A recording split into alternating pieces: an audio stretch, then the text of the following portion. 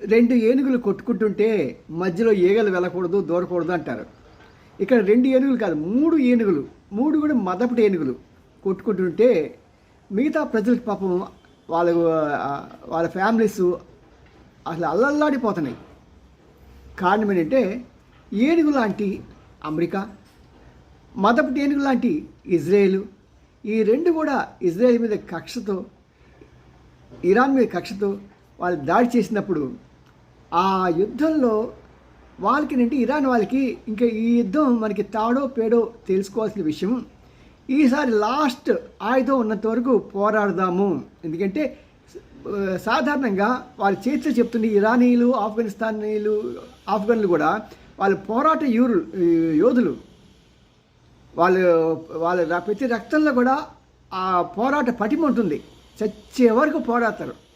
కాబట్టి మనం చచ్చే వరకు పోరాడదాం, చూద్దాం ఏమవుతుందో అని వాళ్ళు పోరాడుతున్నారు. వాళ్ళు యుద్ధాలు ఒకరి మీద ఒకరు ఆయుధాలు వేసుకోవాల్సిన బదులు ఇరాన్ ఏం చేస్తుందంటే అమెరికాకి స్థావరాలు ఇచ్చారని చెప్పేసి ప్రత్యేకంగా యుఏఈకి, ఖట్టర్కి, కువైట్కి, ఇలా అబుదాబి వీటన్నిటి మీద వాళ్ళు చాలా విపరీతంగా దాడులు చేస్తున్నారు.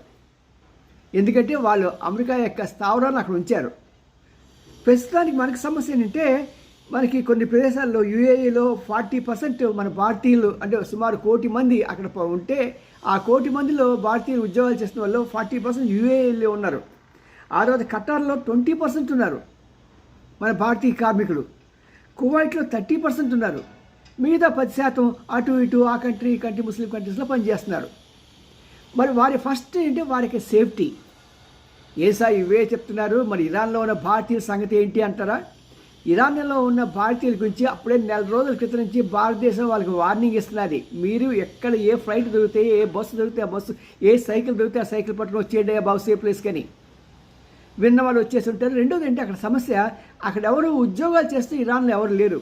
మహా అంటే ఎడ్యుకేషన్కి వెళ్ళిన స్టూడెంట్స్ ఉంటే ఉండొచ్చు కాక, మరి వాళ్ళు కూడా బహుశా ఈ పాటికి వచ్చేసి ఉంటారని ప్రభుత్వం నమ్ముతున్నది. మరి ఈ ప్రదేశంలో ఉన్న కార్మికుల్ని సురక్షితంగా క్షేమంగా ఎలా తీసుకురావాలి అని ప్రభుత్వం చాలా గట్టిగా ప్రయత్నం చేస్తున్నది. దానికి తగ్గ ప్రణాళికలు కూడా తయారు చేస్తున్నది. ఒకప్పుడు మనం చూసాం, మరి యుక్రెయిన్లో స్టూడెంట్స్ అందరినీ కూడా మన దేశానికి తీసుకొస్తున్న సమయంలో పాకిస్తాన్ వాళ్ళు, నేపాల్ వాళ్ళు, శ్రీలంక వాళ్ళు కూడా మన భారతీయ జెండాలు పట్టుకొని మేము ఇండియన్సే అంటూ వచ్చేసి మన ఫ్లైట్లో ఎక్కేశారు. సో అలాంటిదే జరగచ్చు. సో ఫ్యామిలీస్ అందరికీ మేము ఒకటి హామీ ఇస్తున్నాం, మోడీ ప్రభుత్వం లేకపోతే మన భారతదేశ ప్రభుత్వం మన ప్రజల ప్రాణాలకి ఎక్కువ విలువిస్తుంది. అదే అమెరికా ఉందనుకోండి, ఆఫ్ఘనిస్తాన్ నుంచి విడిచి వెళ్ళేటప్పుడు అమెరికన్స్ అక్కడ ఉంటే మీ ఇష్టం, మీరు ఏం చేస్తారు చావండి అని వదిలేశారు. అలా వదిలే కంట్రీ కాదు మన భారతదేశం.